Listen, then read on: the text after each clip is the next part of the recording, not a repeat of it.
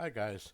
I want to put out a quick video just to do an update on some discoveries that were made last night by a couple of people on the Facebook group. In particular, I want to point out the guy's name is Bill Armstrong, and this is all related to my theory about the book being the poem being a table of contents or an index into the book, and also the proxy item that I talked about, where I discussed, what if we are not looking for just the chest? Let's say at clue number 9, we're going to locate a proxy item. A bronze jar was the example that I used. And in that jar, you're going to get the title to the gold, which is going to provide you legal access, let's say, to the location where the chest actually is, which is not going to be in the same place, most likely. So one of the people, as I said, Bill Armstrong, in the Facebook group that I'm in, he noticed something last night that I didn't notice, and I wanted to point it out to you guys. And if we go to Golden Moor, this, of course, is the chapter of the book that contains the poem. And in my other video, I discussed that there's a sentence before the poem, and I called it the lead-in sentence. And it begins right here on page 131, okay? This is, so I wrote a poem containing 9 clues that, if followed precisely, will lead to the end of my rainbow and the treasure. Notice that he has a colon here. And again, that's not the end of the sentence. So the question is, where does that sentence end? First of all, he's telling us that the poem contains 9 clues, but not only do we need the 9 clues, we need to follow them precisely, and it'll lead to the end of his rainbow and the treasure. Of course, if we look at the first stanza, we see he has treasures. His treasures is plural, and then he has riches. So riches new and old. Riches is also plural. Could it be, as I said, we're looking for 2 different items? Now, in the table of contents theory, one of the things I pointed out is, you say, as I've gone alone in there, Forrest is alone on page 23. Now, his treasures, these are not material things. In the memoir, his treasures would be his memories or his stories, okay? These are all of his stories, okay? Golden Moor, Dancing with the Millennium. So his treasures, he's boldly displaying each chapter, right? And he keeps his secrets where? In the memoir, and hint of riches new and old in the memoir. So again, though, where does this end? Well, maybe it ends here. Maybe it doesn't end there. Maybe it ends here, maybe here.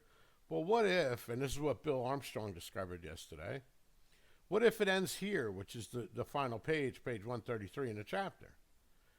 Now, it says here, there are also other subtle clues sprinkled in the stories.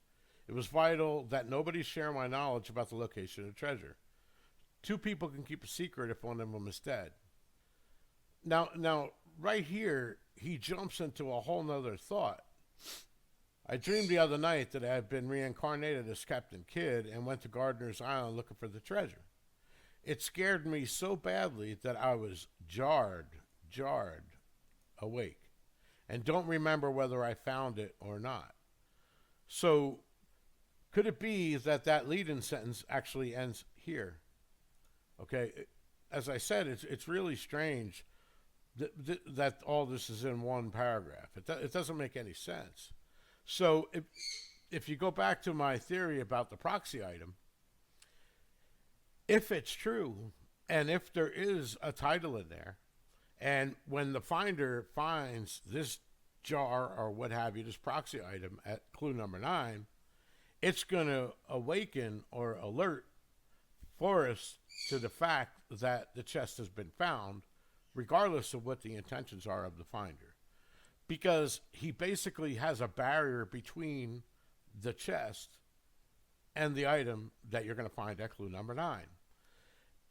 So if you just go to clue number 9 and grab the item and don't execute the title to the gold that he gives you here, then it's going to be impossible for you to legally get access to the chest. Once you take hold or take ownership of this title, even if Forrest has already passed away, his estate will be notified that let's say the land, if he's giving you land, the land changed owners, okay? Once that happened, his estate will be instructed to call off the chase.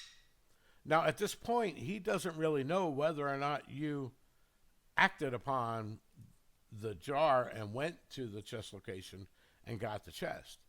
But he doesn't have to know that.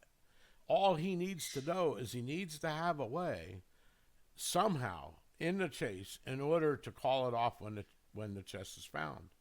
Because think about it again, without getting into this over and over again, there's no way he would put the chest out there in 2010, and then somebody could have found it 2 days later. And then he's been going on now for 8 years promoting this thing, releasing new books, coming out with more scrapbooks. There's no way that he would do something like that knowing that the chest might have been found. I feel real strong about this, even though it's not going to help you find the chest. There's just, he had to have some way in there of knowing. And this is kind of almost hinting towards that fact. It scared me so badly, I was jarred awake and don't remember whether I found it or not. So, as I said again, treasures is bold. And then we got riches new and old. Are we looking for two different things? Treasures new could be an item that he cast out of bronze and put the title to the gold in there and hit it at the 9th clue.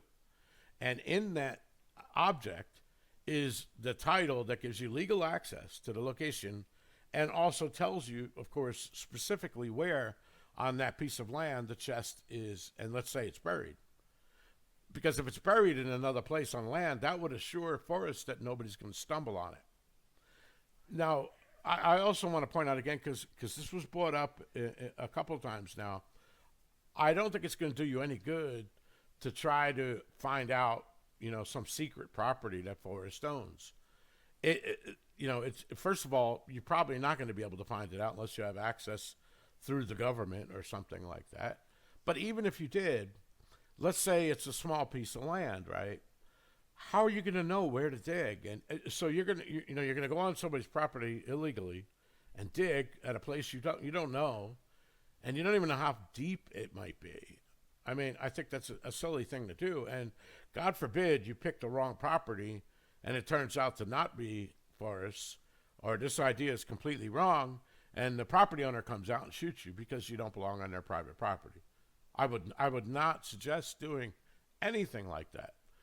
All I'm trying to suggest here is that it is possible that when you get to the location of the 9th clue, you're going to find a proxy item. And that item is going to be what takes you to the treasure. And that item is going to, in a sense, let's call it the title to the land. So now he has the ability to hide a tiny proxy item that weighs maybe a pound or two, 600 miles away from where the chest is. We don't know whether that's true or not. And no matter what, you're going to have to solve this poem in order to find out where it is anyway. So none of this stuff is really important other than the fact that it would be very smart that when you go to your location, no matter where you're searching, don't just look for the chest. Look for anything that looks suspicious. There could be a smaller item there, hidden under a rock or hidden in a nook or underneath of a rock or stuffed in a wall of a canyon. And it could be the size of an olive jar. It could be something that you could pick up, put it in your backpack, and easily walk away. It's not going to weigh 42 pounds. And if this is all wrong, it's not going to harm you, because if there's a chest there, okay, you go there, you find a chest, you take it, and this theory is wrong. So what? But what if it's not the chest, and it's another item? I think it's foolish to ignore that possibility. And once again, I want to thank Bill Armstrong for pointing out that the fact that it says, this last sentence, I remembered reading it, but I hadn't put the two together. And he's right. This could mean that he's hinting at a jar here, just like the jars that he has in the very next chapter, which is and right here, the bell, okay, and this little thing that kind of looks like a purse, the frog on it. I mean, we could be looking for something that small because he's already told us that he's written an autobiography that requires a magnifying glass to read.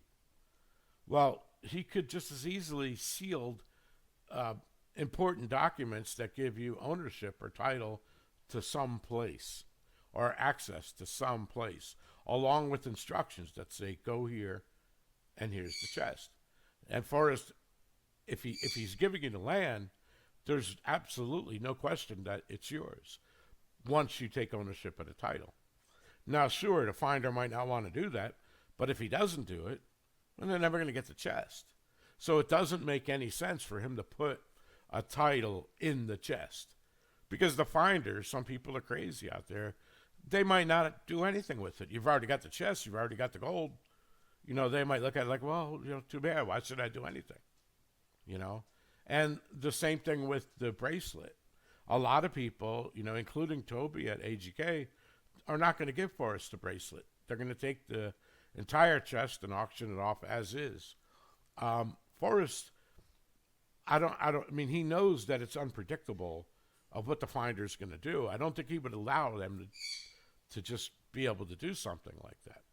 He wanted to be able to control this thing and know when the title has been taken. Once that happens, he calls it off.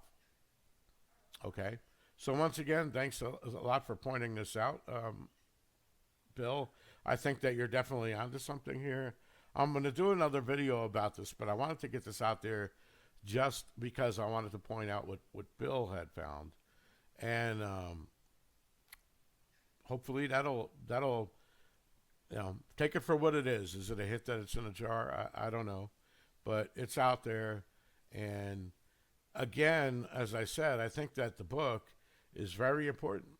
And you might want to go and look at my table of contents videos, and you might also want to look at my how Forrest fan might have pulled this off, where I discuss in more detail how the proxy item would work and why he would do it. So have a good weekend, folks. And as I said, I'm going to put together another video. I'm not quite sure what it's going to be about yet, but I look forward to doing it. Hopefully, maybe over the weekend, if not early next week. Have a good time. Bye.